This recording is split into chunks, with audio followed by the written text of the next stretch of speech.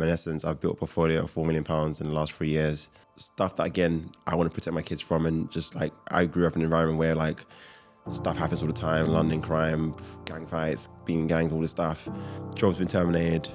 I've got my first deal over the line. I'm in the trenches of doing that refurbishment project.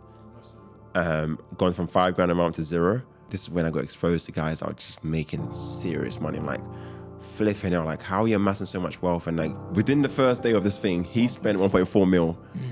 And I'm like, and then the woman next to me as well spent 400 grand. I saw her write a check. The source for me is like, I just have this desire and I'm going to do whatever it takes to get the outcome.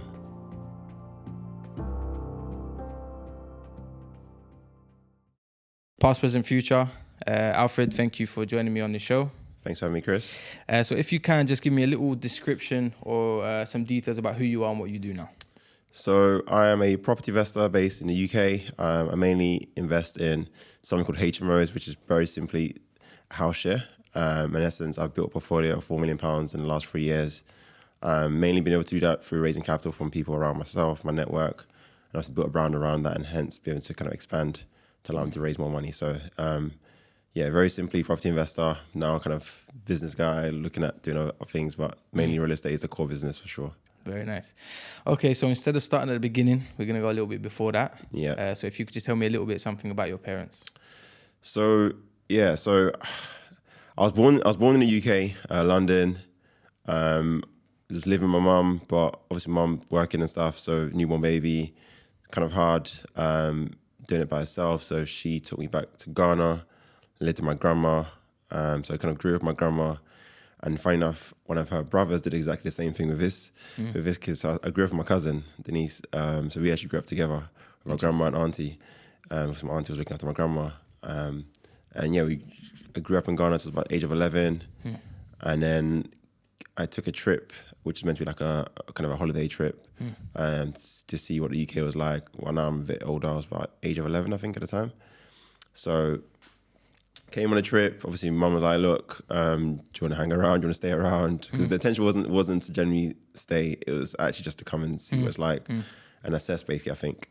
And obviously, I got mesmerized by the UK and obviously how developed it was compared to Ghana at the time and all that stuff. So it was like, it just looked amazing. It was like a place I want to live for sure. So she was like, yeah, why not? And then so that was me coming back to the UK and being. So before we get there, what age did you go back to Ghana? This is like a baby, man. Like so sub 6 months. So you don't have any I can't even remember. Like I was literally yeah? funny enough speaking to mum recently saying, "Oh, have you got pictures of me when I was a baby, like a few weeks old and stuff?" And she actually got some pictures. So like, yeah. Okay. She used to live in Bermondsey, this council flat that she had at the time, and so that's where I kind of grew up the first few months. Okay, and so so your earliest memories are Ghana.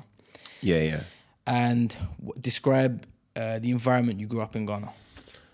So very basic, like nothing like crazy. It was obviously, we weren't like well off or we weren't like super poor or anything like that. There was like, we were okay. Let's just say that. But obviously as Ghana, like a lot at the time, a lot of it wasn't developed. And obviously there are places, don't get me wrong, that are super developed. But for me, it was an environment whereby I got exposed to kind of both sides of wealth. And it always got me thinking, like, how do we kind of become on that side? Yeah, on the better side. Yeah.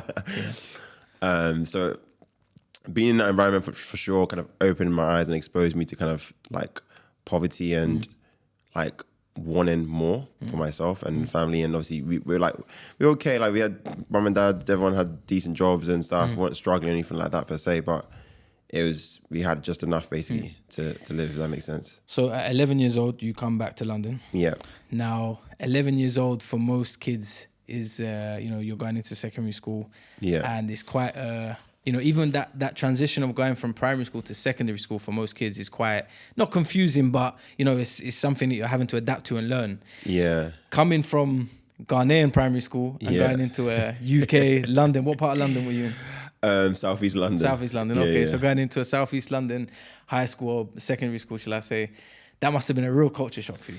Yeah, so like I came in at year 6, towards kind of just the beginning of year 6. Okay. So I did year 6, which I think was kind of in hindsight a good thing as well, because like you said, a culture shock. Everyone's speaking slang or this language that it sounds a bit. It's English obviously, but it sounds different in my ears because the first time hearing it in that way is like obviously having been around the people from UK and how they speak English, and so it's like trying to catch on to some words. Like some people speak fast. I speak fast myself, but I might have had an accent when I first came as well. All these things.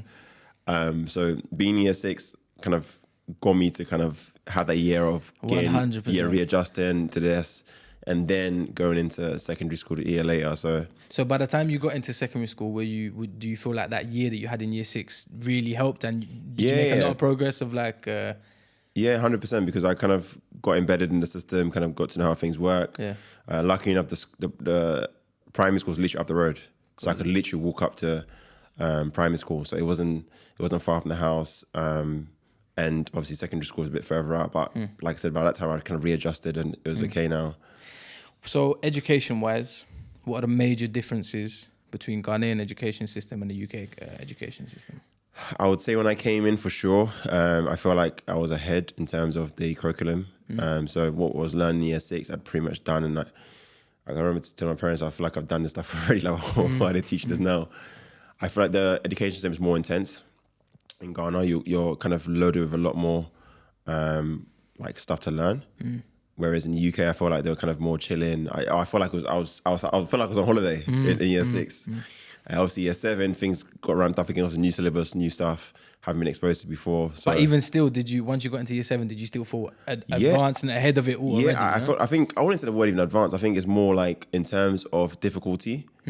Because I still had friends that were kind of going through secondary school in Ghana and kind of comparing, what you guys studying, what am I studying? I'm like, okay, you guys are definitely doing way more than we are in year 7. So I feel like there was still a lot more on people's plates in Ghana versus there is in the UK education system. So I genuinely do believe like there is, I don't want to say better education, but I feel you learn more in the schooling system. Would you say also the student-teacher relationship is different between 100%. Ghana? Yeah.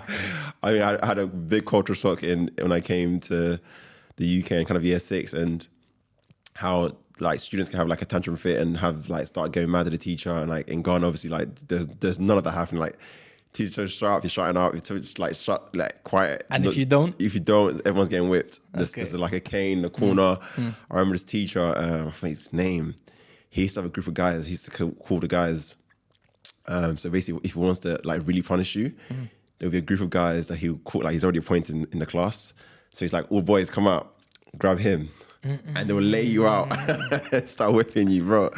Crazy experience. But that's obviously stuff that happens in Africa in general. Anyone that's grew up in Ghana, it still happens now. Like it's normal. It's discipline at the end of the day, right? You learn to respect your elders. You learn to be mindful what you say, what words you use. You can't just say anything. Whereas in the UK, like some kids can tendency to fuck off and swearing at them and like all these things and just throwing stuff at the teacher. And I'm like, it's death throw something at the teacher in Ghana, game over. You're gonna get beat by the teacher, get beat at home. So it's like, yeah, it's completely different. So would you say that kind of set you up very well, having the that first part of your education there, well disciplined, 100%, ahead of the curriculum, as you said, in the UK. So you've come into the UK now, and you feel like ahead. You feel like you're advanced. Did you feel that at the time, or is it maybe something that you feel in hindsight? Yeah, obviously I kind of realized because I'm comparing the two environments, and obviously, like I said, coming here was different. Set up completely. So yeah, no, for me, discipline was instilled for me from a young age either way, because just a cultural thing in Ghana, even African countries in general, like you just got to respect your elders. You can't be seen to be insulting your elders or disrespecting them anyway. You've got to be super helpful. If you see someone needing help, you just help. It's just like courtesy, just manners, just stuff you expect to learn. UK, I don't feel like that is something they put on a pedestal. It's like, if you learn it from a good family, great. If you don't, it is what it is. But everyone, I'd say, in Africa kind of goes through that motion of, that you got to kind of be around to respect your elders, and you're the kid, you're the younger person, less wiser, and whatever your parents say, obviously they know more. Having the experience that you had, would you consider, if you stayed in the UK, would you consider sending your kids to Ghana for school, as opposed to English private or even English public? I don't know. Obviously now I feel like it's an extreme way, but it's a great way to to create discipline. So I think I'd only do it if I feel like my child had kind of lost his way or wasn't Needed it. needed it. Like I don't feel like it's a must. Like I said, if anybody's thinking about discipline or someone who's got a kid that is super doesn't listen to them, just send them to Ghana for a year.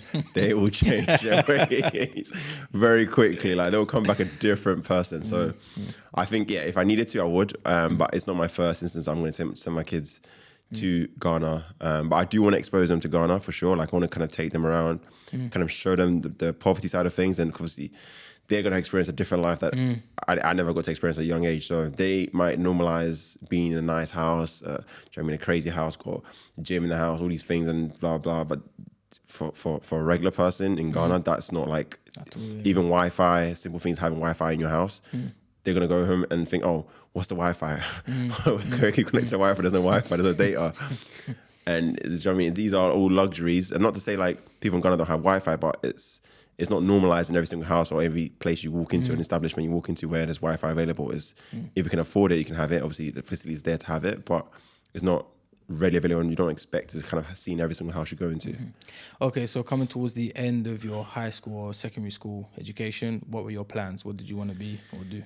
Yeah, so I kind of had this ambition of being a pilot. I don't know if it's being in Ghana and just seeing planes up in the sky and maybe never flying until I finally left. I don't know. Maybe just, I don't know what drove me to want to become a pilot, but I had this ambition of I need to become a pilot. I want to fly planes. It seems cool. From what age? Can you remember? I don't know what age or what trigger point, but it was definitely my youth, and kind of carried that all the way through to secondary school. So I kind of start to kind of research, okay, what kind of stuff do I need to have in place in terms of educational wise. So I kind of stuck to my maths and to further with my strengths anyways. So maths, physics, which ultimately would help in the educational side when it comes to pilot license and stuff. So that was kind of my route, focusing on maths, physics. A-levels, I did a bit of government politics, so I know a bit of politics, UK politics, should I say. And then also I did computing, which is quite insightful, super hard. Shout out to all you software engineers and all the computer guys that write code and stuff. That's super impressive. But I was never really like passionate. Like there's some guys like geeking out about it, go above and beyond the assignment set and stuff. But kind of exposed me as well, just to kind of what's possible, and just I guess a different direction, I guess as well. Do you think that the UK education system, do you think that it's set up to help all kids? Do you feel that it's for everyone? Do you think that? What do you think about it? Having both experiences and also wanting to have been an engineer and going to a private school, do you feel, going to a public school? Yeah. Do you feel that it's easy to get where you needed to get to with the education, with the UK education? I think obviously the way education is set up is you're set up to kind of become an employee. So you're being taught stuff. And I feel like obviously kind of going from even like secondary school to like college or sixth form, should I say, and then kind of university is kind of a game of memorizing stuff. Like you just, like in maths, like we used to have some questions like 3 pages long and it became like a memorizing exercise of how the process looks like when you're kind of working out the answer. You kind of just know that there's this thing that you got to get to this point and you're like, okay, cool, I'm on the right track. I've got to get to this point and I'm there. And the answer looks like this. And you kind of know for sure you got to answer right. So it became more of a memorizing game, but like it's there to set you up to, like I said, become an employee. And I think that's just everywhere in general. I don't care whether it's private, public, what you're being taught, it's setting you up to become an employee ultimately, because you're not being taught life skills, you're not being taught about running businesses and stuff. I remember off camera you said once about if and when you have kids, you would have them in school until a certain age. Yeah. Explain that to me. So I don't know. I just don't believe in the schooling system anymore. Obviously, I've been through it. Not to say I'm not. For me, I just personally feel like what my kids are going to be exposed to, it'll be hard for them to. It'll be hard for me to see them go through the educational system because one, like you're taking your kids to this environment whereby everyone's working to become or going through this education to become an employee. My kids aren't going to become employees, and I don't think it's even something I want for them. It's just naturally when they see me and what they're exposed to being around me, being in business, seeing the level of money I make, they're not going to see themselves going through education system that only has earning potential to be an X, which is way lower than what I'm making a day even for a whole year. So like, why would they even aspire to see it as a an And environment so to be then, in. what's the alternative? If school's not the alternative, if school's not the thing, what's the alternative? Don't get me wrong. So they all go through the schooling system. I think Yeah. up to the age of 8. I think they've kind of learned English, the basics of maths. yeah. For me, money maths is all multiplication, addition, subtraction. That is money maths to me. So I don't need to know anything advanced past that. Unless of course they have aspirations to become like a doctor. Like these are things you have to go through education system, unfortunately. But if it's anything outside of that, then I'm like, what's the point? So for me, there will be homeschooling for sure. And is homeschooling hiring a teacher?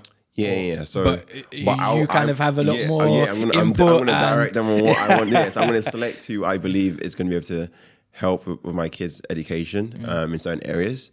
So for me, that's what I'm gonna direct them on. So it's like obviously I'm selecting who's coming to teach them. So whatever syllabus they're going through is my decision, and I'm paying them to do that job. So I just feel like there's certain areas they need to focus on more. Like I want them to become great at public speaking. For example, we don't get taught that in school. Exactly. Top tier skill to have, to be able to have confidence in the room, and like I want my kids 10 years old to be able to go on stage in front of 300, 400 people and literally speak like this two people in the room, or they're speaking to themselves. And you're not going to get that from an environment from private school or whatever, public school. You're not. And people might argue, oh, but you're robbing your kids off the social experiences. I'm like, listen, those social experiences are great and they obviously shape you. But ultimately, there's a lot of stuff that, again, I want to protect my kids from. And just like, I grew up in an environment where like stuff happens all the time, London crime, gang fights, being in gangs, all this stuff, drugs, all these things. Again, where did these happen? When you let your kids go and spend time with other people and they pick up these habits, which necessarily you haven't taught them, but kids will pick up on things that they see around them and habits that they're seeing from other friends. So I'm not trying to be controlling, but ultimately I guess I want to give them the best chance in life as possible. So it's kind of steering them as much as I can. So you did university, engineering, right? Yeah. To become a pilot. Yeah, that was the plan. That was the plan, yeah? At what point did it stop being the plan? When I got told I need, it was 20 or 25 grand to do pilot studies. So basically it was aerospace engineering with pilot studies. And the pilot studies element was about basically flying out to the US during the summer holidays and basically racking up hours. So you have the lessons, so flying hours. So basically you're paying to kind of get accommodation out in the US, and also the flying hours are required to get your PPL license. So that's like the bare minimum they would want you to come out of uni with. And I think it's 100 hours to get a PPL license. And so obviously flying isn't cheap. And this was 2013. No, 2013 when they kind of announced the thing. So now I'm pretty sure it's probably double that even. That was expensive then. I don't know don't quote me on that. I'm sure it's like 30, 40 grand for the same level of lessons, hours, flying out to the US, staying there. So it's and if you do it privately, same cost. Like if you did in the UK, probably even more than what I'm saying. This is kind of doing it for as cheap as possible. I think. And so at that point, when you saw that it's going to be 25k to do it, you said, "No, it's not for me." It wasn't for me. I think I still got aspirations to kind of still get PPL license. I think I just want to be able to fly a Cessna aircraft. But these are like 2-seat aircrafts, kind of do cross country stuff. But I don't obviously envision myself becoming like a commercial pilot like that. But just to have the license and say, I can fly a plane, blah blah. But yeah, for me, when that came about, obviously I couldn't go to my parents and be like, we need additional. They didn't have that money. They were like, what do you mean? So, and student finance wasn't going to finance that element of the additional study. So it was a harsh reality in terms of kind of dreams getting killed and kind of saying, okay, what's my alternative? And again, I didn't like the fact of becoming like a technical engineer. Like, so a lot of guys geeked out about like the engineering side of things. But if there's no passion, I guess it's like you have to have a passion. So it wasn't for me. But I think what I realized was going to work for me was being like a leader, so like a project manager.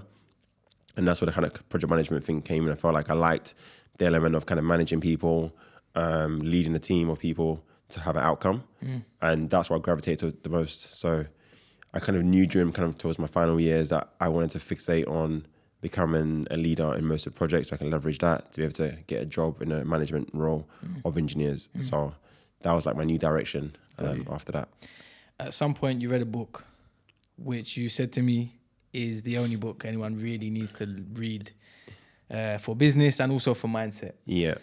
What led you to reading that book, and what were the changes from reading that book? So the book, obviously, Chris is referring to is Think and Grow Rich by Napoleon Hill. I think a lot of people that have read the book will give its credits to it. I personally just believe it's the only personal development book you need to read, because he's gone around, interviewed all the successful people across the world, I think the US actually, mainly, and has kind of gathered data as to what attributes and things that they all have in common, and I think come up with these 13 principles. And for me, when I read that, I was like, damn, like everything he's saying, like logically, because I'm a very logical person, being engineering, solution oriented, all that stuff.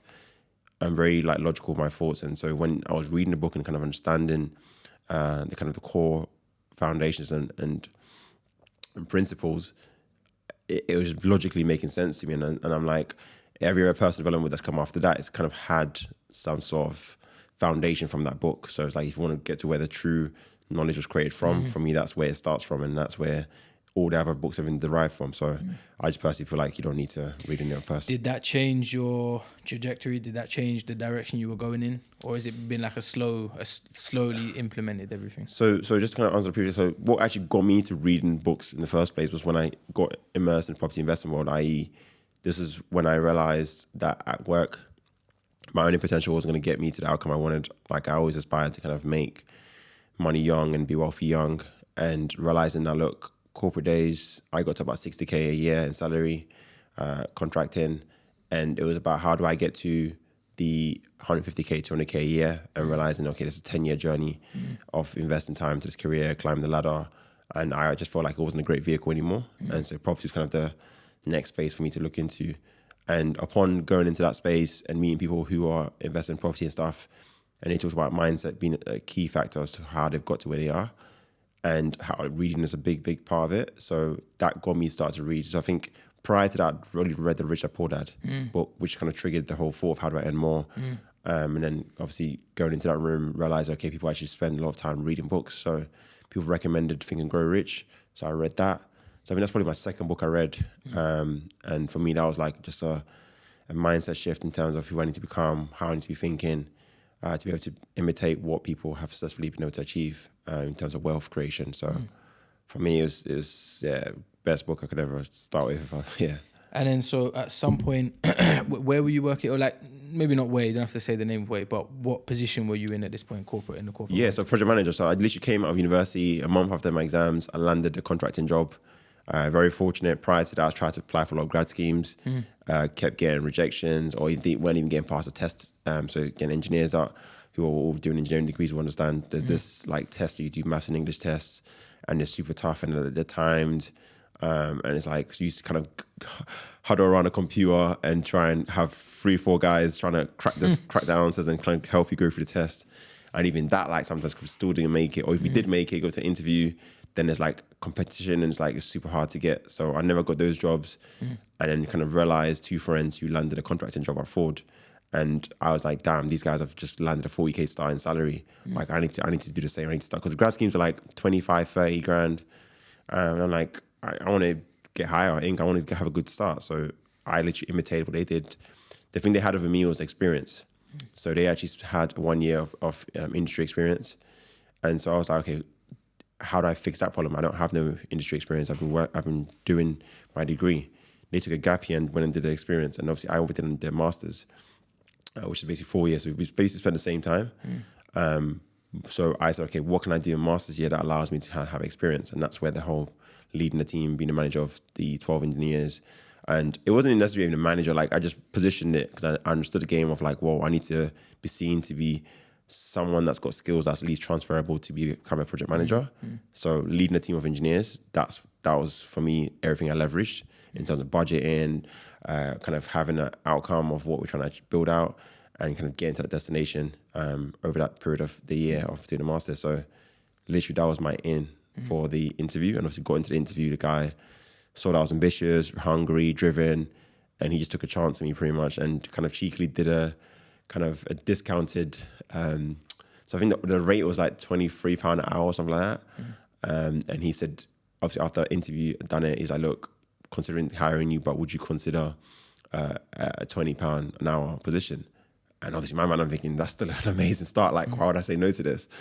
So we agreed that, and he said, call me back and said, yeah, all done, job is yours. And when can you start? And I literally, I'm ready. So literally a month after my exams, I was fortunate, started this role. And it was a great experience, man. I can't even, like, Jaguar Land Rover, amazing place to work. How long were you there for? 5 years.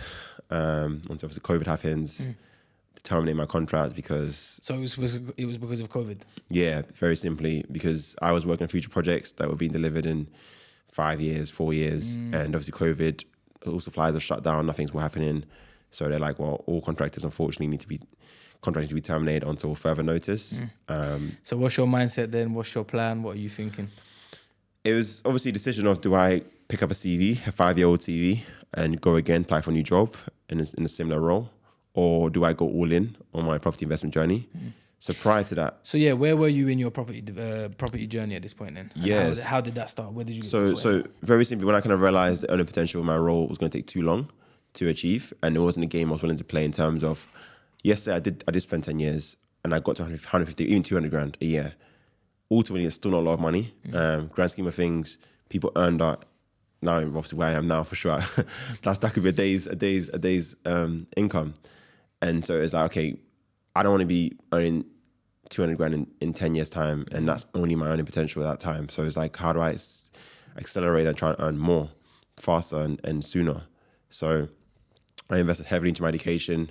I'll talk a lot about how I got started and spent 25 grand to be part of this program, mentorship program, and people kind of looked at me insane, but hindsight... What was that? What was that course? It was a course, right? Yeah, it it was basically a program whereby it included, like, I think 4 different courses within that.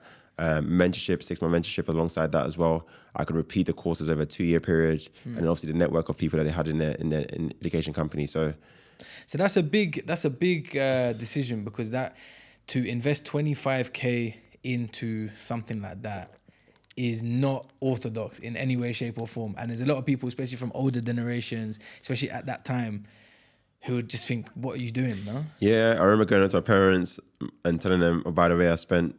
so actually, I didn't even have the money. So like I had £20,000 and some change. Like I remember I had a screenshot. I took a screenshot because people didn't believe me.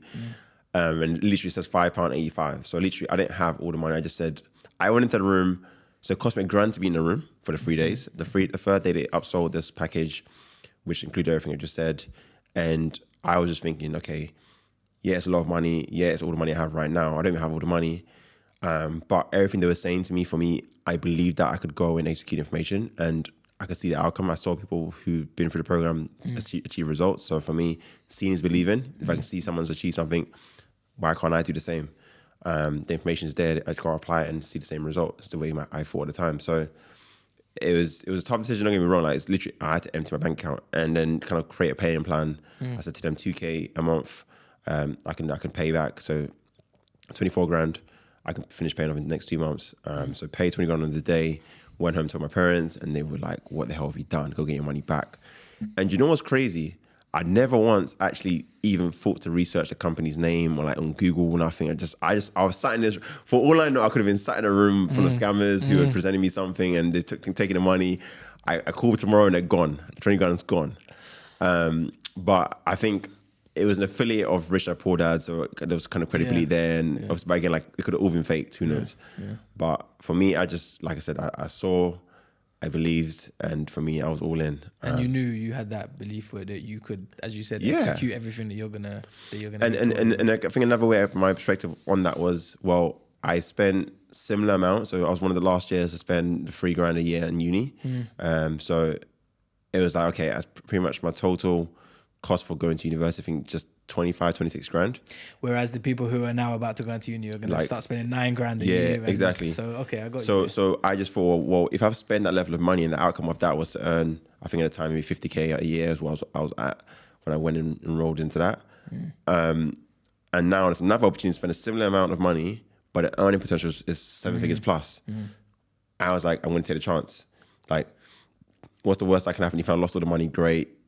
I could earn that back in my lifetime. Like, I'm going to spend the money on holidays. I'm going to spend the money on shopping, clothes, whatever, takeaway alone as I like in my lifetime. So like, if I pull that money forward, spend it today, could I have a high earning potential? And for me, that was worth the risk. And for me, I just like, you know what?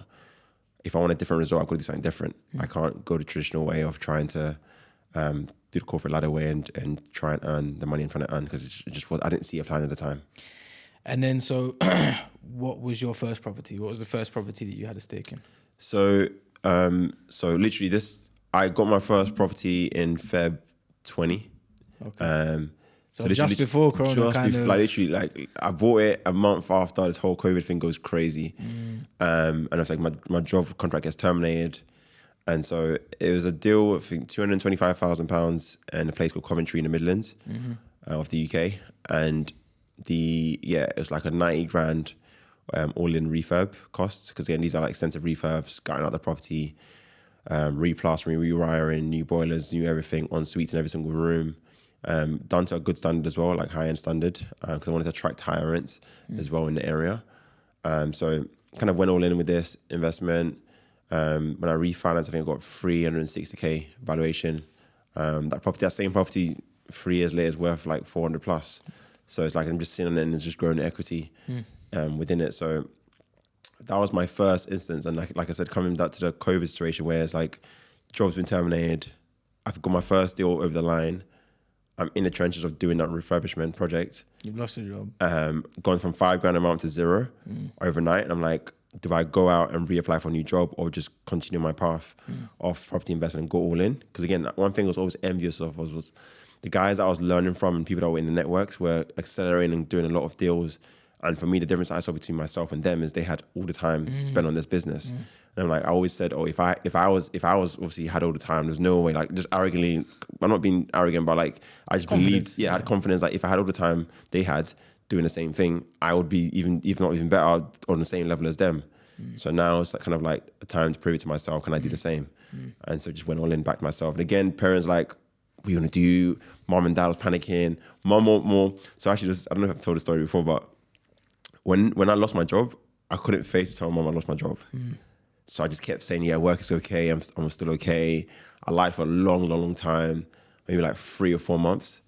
I ended up telling my dad, and I told him not to tell my mum, but I think when I told him, he straight away told my mum. He snips, man. He couldn't hold it. Because to this day, we've never actually sat down and had the conversation of, I lost my job. But obviously, over time, just kind of realised that, okay, this is not working no more.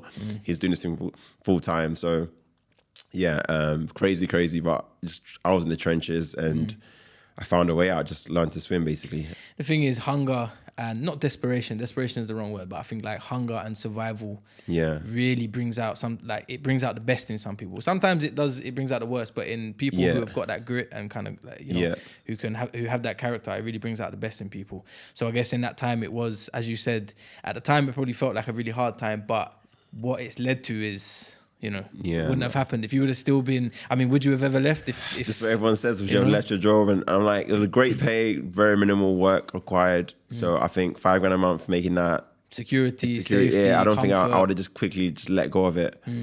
So kind of a blessing in disguise, having losing my job. So how did you briefly kind of accelerate in property? So very simply, I was documenting my journey. I built a personal brand around what it was I was doing. Started to build an audience who kind of knew, like, and trusted me through the content I was putting out there. And this was content like me getting educated, me going and investing in myself even further as well. And also kind of documenting my journey of actually buying properties, kind of refurbishment progression as well. Just telling the story pretty much. And off that, people kind of started to want to learn from me. People wanted to invest with me because they saw I was helping others get a better return on their money. So they were reaching out saying, Alfred, I've got 100 grand, 50 grand. What can we do with this money? I want to put it to work. I'm like, great, amazing. Kind of go through the qualifying stuff and get them onboarded. But yeah, for me, it was through the fact that I kind of invested into my brand. Because again, I started with like obviously behind the camera, going around properties, showing and just kind of talking behind the camera, gained confidence, came in front of the camera. Then it's like now, okay, I want to get a video team, videographers around me and document some good quality content. And yeah, just started documenting YouTube, Instagram, Facebook. So like all these platforms I started to build a following. Obviously kind of fast forward, getting a lot of eyeballs on me. I was nominated for New Property Investor of the Year 2021 and Young Property Investor of the Year 2021. And and I won the New Property Investor of the Year 2021, awarded by Property Investor Awards, quite a recognised property investment awards company. What, and just why do you think you were chosen? Because there's a lot of people doing property. Yeah, so yeah. was it the fact that, was your brand different to everyone else's? Were you? I think, to be honest, I think what made me win it was the brand I had. I think everyone that was like who made the finalists were good, and I think the audience I had and the support I had, I just had a great kind of not cult following, but like people were like super. At the time, there wasn't really much people documenting the journey as there is now. I feel like it's changed a lot in the last couple of years, right? Yeah, and I know people won't give them the credit and be like, you're the reason why, blah, blah, blah. I know for a lot of people, I was the reason why they started to kind of document their journey and start to show more of what they're up to, because they kind of saw what it did for me. And ultimately, like, you can't just go about raising capital at scale if you haven't kind of got a brand people like and trust. Of course, right? Because I guess the thing is, if you've got an Instagram page or a YouTube where you are posting your face, your whereabouts, everything about you, then that already strips away one level of fear from someone who is going to invest money, right? Exactly. And I think for a lot of my investors, what the one thing was for them was kind of showing transparency across everything. So that I showed the good and bad. So even if so it was time when I documented where I lost out an investor, 2 investors, I need to raise 110 grand in 5 days time. And kind of, again, people are a bit surprised I put that out there, but like ultimately that again showed that I'm someone that's going to do whatever it takes and still get the deal over the line. So explain that story. What happened there where you needed that? So it's a bit of a mad thing. So obviously usually where I'll structure is I'll get soft commitments from people that are willing to lend money to myself. Now I don't do that no more. Like, get the money in the bank for that exact reason. And so I had soft commitments from these 2 individuals. For one was a doctor, I can't remember what the other person was. And they were like, oh yeah, would lend you money on this deal that I was about to do. So when it came time to getting the money, I put the money in the bank and get it transferred to my solicitors. One just was MIA. So let's say a week before, let's say on a Tuesday, I'm trying to reach out to this person. MIA, didn't hear anything from them. Friday, they come out of the bloom. Oh, by the way, just give me some time. I want to have a look at this and then get it sorted. Then Sunday, out of nowhere, he's like, "Oh, sorry, man, I can't move forward with this, unfortunately." Then the other guy prior in the week, he was like, "Can't do it as well." So I've just lost my investors. I'm like, damn, that my bank, everything is done. Like, just wire of the money is left to do, and so like, damn, I have to try and replace. So Sunday evening, I've got till Friday, the following week to get the money in and close and complete on the property purchase. And so I'm like, Sunday, I just turn my phone off. I'm like, what am I going to do? And I think that deal was actually a pivotal moment for me because it was literally make or break. It was my second deal. Yeah, my second deal. And so like, if that had gone left, potentially, actually my second deal, I think third deal, maybe third deal. I think it's third deal. If that had just gone left and I didn't close on it, maybe lost my confidence, I don't know, like a lot could have happened. So but I just woke up on Monday and just went on a blast of messages. Just kind of my scripting was like, look, looking to raise some capital. If you know anybody that's interested in putting money to work, let me know. Got to get this done in a week or so. From your Instagram? I did a WhatsApp blast. Okay. To a few people around me. And one of the guys that I was in contact with, didn't really think much of the person at the time, just put the message expecting him to kind of have someone in his network that potentially would be interested. And he turns around and said, look, I've seen you put the work in over the years. I want to back you on this investment. I've got 50 grand. So I'm like, so that Monday morning, seeing that message, half the work done. I'm like, yes, I'm game on. Like, this is for me to lose now. Like, I can't, like, one person already done on Monday. We've got 4 more days. We can definitely do this. So he gave me the boost I needed. And yeah, I got the money in the bank, did the deal, closed on a Friday. So, and then very uniquely, I literally documented the story of how it happened and put it on YouTube as well, like what the story was like and how I ended up still getting the deal over the line. So people obviously see that and like, yeah, this guy is a different kind of animal, but yeah. Sick. Okay, at some point in the investment journey, you went to what was it with Grant Cardone? It was what was that? So it was I wasn't planning. So this is like so I went for a business boot camp. If you've seen the stuff, you know what his business boot camp he runs quite frequently. And I've always kind of wanted to get around Grant and his companies and educational companies and stuff. But I think COVID happens. So the time I'd wanted to actually try and do it, COVID happens. Obviously, couldn't travel anywhere. US were like on a ban for like Europe people coming in for a few years, like 2 years. So the first chance that opened up, obviously announced in the business boot camp, I'm like, damn, okay, this is my chance. Open borders, I can get into the country. So then I go for that. I think that was like a 3K. I bought a VIP ticket. I wanted to be as close to the front as possible. I think 2.5 or 3K US dollars. So obviously I'm there for 3 days. I think the program was 4 back to back. Connected with some sick people doing, again, this is when I got exposed to guys that were just making serious money. I'm like flipping out, like how are you amassing so much wealth, and like just even understanding business models that are generating a lot of revenue a year, and kind of understanding that they're very simple businesses, aren't that complicated. There was a guy, he sells pasta to like luxury restaurants and hotels. He was doing about 8 million at the time. And he had basically his trajectory was over the next 12 months, doubling that.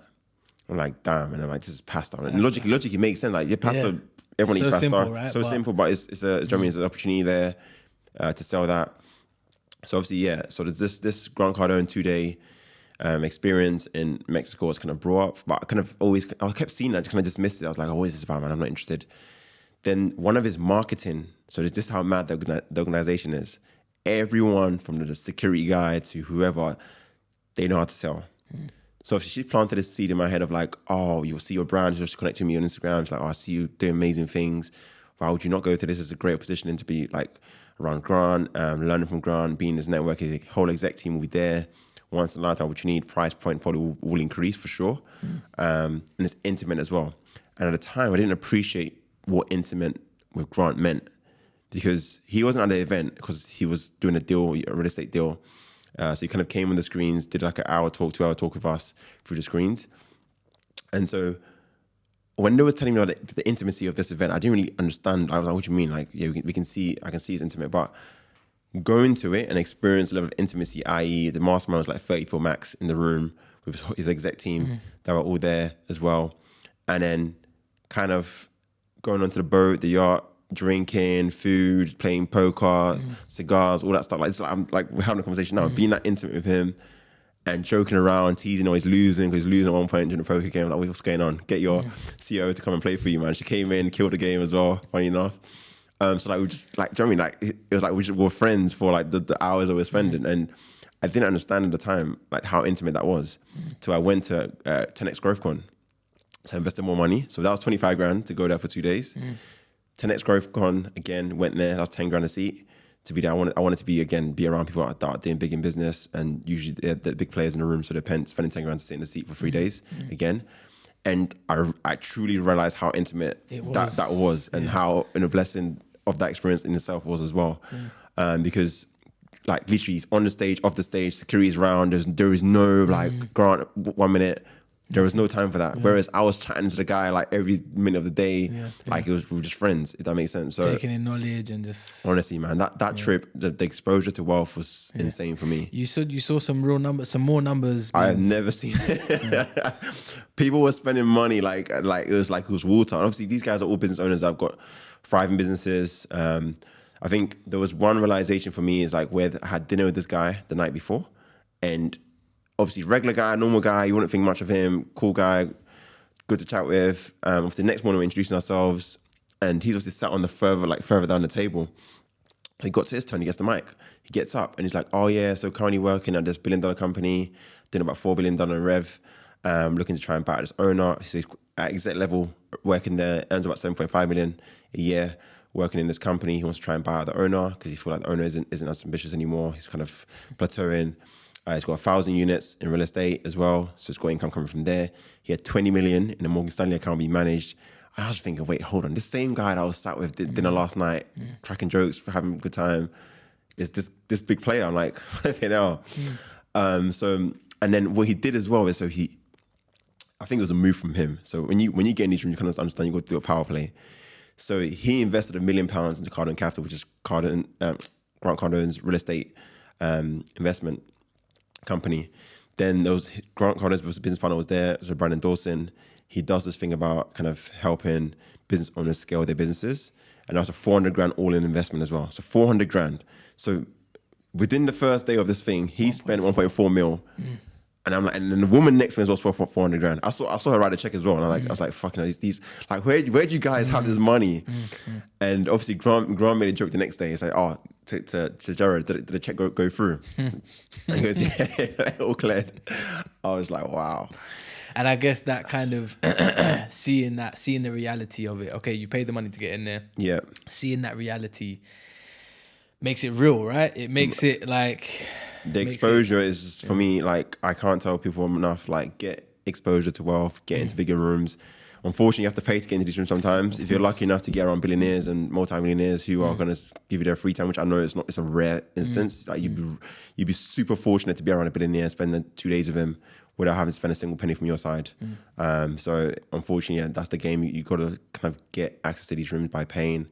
So it is what it is. But for me, every time I go into these rooms, I level up my lens of what's possible now gets widened. And I think this game of, once you stretch your mind of what's possible, it's hard to kind of go back to your normal base. Like, once upon a time, I used to think 60 grand a year was a lot of money. I would be made if I make 60 grand. Then I made it, and I'm like, come on, this is not even scratching the surface. Like, how, like, me alone, I couldn't struggling with this money. Like, what am I supposed to do with this? Then get into rooms where, like, people are making like 500 grand a month, £1 million a month, £3.5 million a month. And like, every time I see these numbers, like, and I'm like, showing me, like, I'm like, I want to see this shit, because I want, like, stop telling me numbers. Like, let me open your Stripe account, open your business, whatever accounts, and seeing the money, like, okay, this shit is real.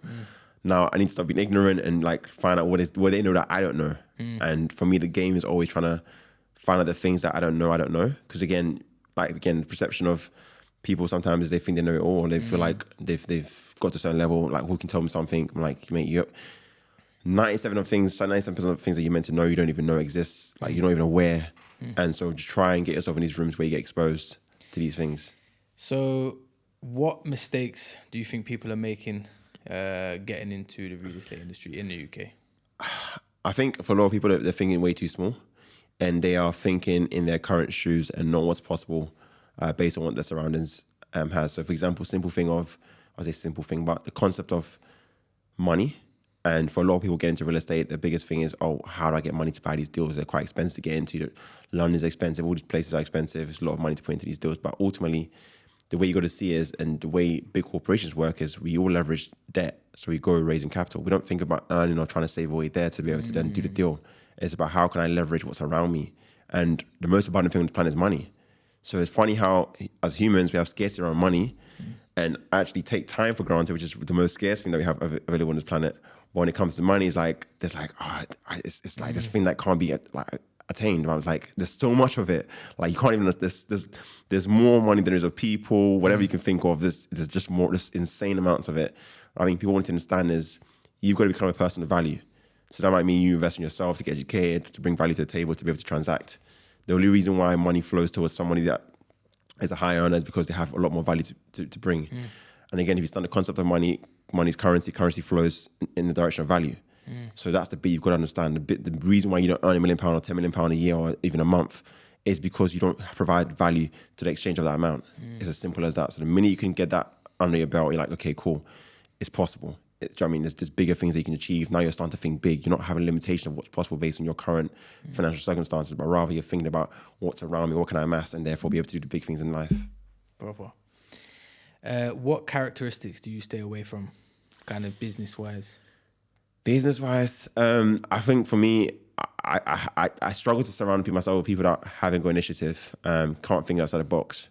Because ultimately, as a business owner, we have challenges every day, and we got to have people around us solution oriented. And so if you're just a yes man, like, when the problems arise, I'm the only person I can solve, because I'm the only person I can think.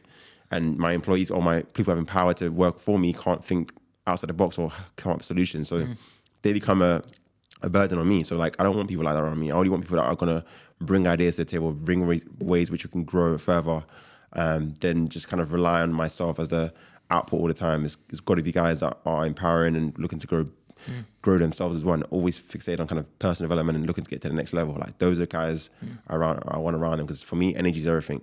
If you have guys that aren't ambitious, that are lazy or whatever, it just rubs on you as well. So you got to kind of control that and have right people around you and A players around you. Nice. And what are your keys to success? What are the keys to your success? I think for me, it's always stemmed from belief. So even kind of coming back to the Napoleon Hill stuff, he talks about desire and faith as being the top two principles, or the first two principles to kind of attain or get right. to kind of allow you to amass wealth. So the whole concept of Think and Grow Rich. Step one is to have the desire to even build wealth. So like I said, I always had the desire. I wanted to have wealth from a young age. Then kind of step two is having faith. So for me, this belief system, I don't know, everyone kind of ask, why have you got such a strong, super strong belief system? Like you don't really let anybody like break that down. Like you just have this confidence. Even when people are laughing at you, think, oh, how you, like you're talking about buying. I remember when I first started and like people were like, I'm going to buy some property. Like, oh, how are you going to do that? Like you ain't got money to buy a property. I'm like, yeah, I'm going to, I know I don't. I'm going to figure out. I don't know how exactly yet, but I'm going to go away and find out and do the work to make it happen. So similarly, like now, like I talk about becoming a billionaire and people are like, oh, how's this guy going to become a billionaire? Like, what's he talking about? Like, I don't have the plan, but like the desire is there. And then the belief around me being able to achieve it at some point in time, there's like, for me, in my mind, there's no reason why I can't become that or amass that level of wealth. Would you say that people doubting is a fuel for you or not really? Kind of is, but for me, I'm not looking at others to prove myself to them. I'm proving to myself. For me, the game is with me, as me versus me. So I'm not here to try and prove my naysayers. Like I'm going to get to where I'm going to get to regardless of whether people are saying, yes, you're going to do it or no, you're not going to do it. Obviously, people that do have the negative side of things, obviously, if I do see it, it's kind of for me to kind of, okay, prove them wrong as well. It is a fuel. I can channel that energy to fuel. But it's not the source. It's not like... It's not a source. The self-belief is the... The source for me is like, I just have this desire and I'm going to do whatever it takes to get the outcome. Do you think that people are born with your level of self-belief? Do you think people can be taught it? Honestly, I don't know if people are, I don't know if I've been shielded when I was younger to kind of, I think I've always had people who had naysayers around me. And I think like, even just like from when I was young, I remember talking about this thing, like playing simple things like FIFA and I could be losing, like someone could batter me 5-0. But I'm going to talk like I've just won the game. Like, oh, bro, you got lucky. Like, let's go again. I can lose the whole day. And I will still be talking like, this is just my bad day. Oh, look, let's try again tomorrow. So I'm going to keep, and the one time I win, I'm like, see, I told you so. Like, this is my time. You know what I mean? So for me, I think I just have the minds of like, if you go long enough for a long period of time, you will become good at this thing that you're trying to become good at. So it's just the longevity of what you're trying to do and investing time into that and just believing that it's going to happen one day, some way, somehow. And it's kind of that whole concept of faith, like just having faith that it's going to work its way out. Like I don't have a route to becoming a billionaire. And in a billion, people are like, I might go to 10, I might go to 50. On the route going there, trying to find the answers, guess what? I might meet someone that's like, oh, why the hell have you got a billion as a target? We got to go to 10. And so now that's a new target. And or we've surpassed the billion, it's like, okay, that was a walk in the park. Or a walk in the park, but the next objective is like, we got to do bigger things and grow bigger and provide more value and therefore amass more. Do you try to, or do you only work with people with your level of self-belief? Or is it's something that's important to you, but you're not too fussed about people around you having it? I'm not too fussed around people around me having the level of self-belief I have. I think ultimately I just want people that are aspiring to do more and want more for themselves. I think that desire to want more is enough for me because ultimately if you're around me, then you can feed off my energy because I'm just always like, let's go, let's make it happen. And you're kind of on your train, like this is you're on your journey, your level of self-belief, and you know, that's all that's needed, I guess. Exactly. Okay, mastermind. Yeah. Mastermind, you've done how many masterminds now?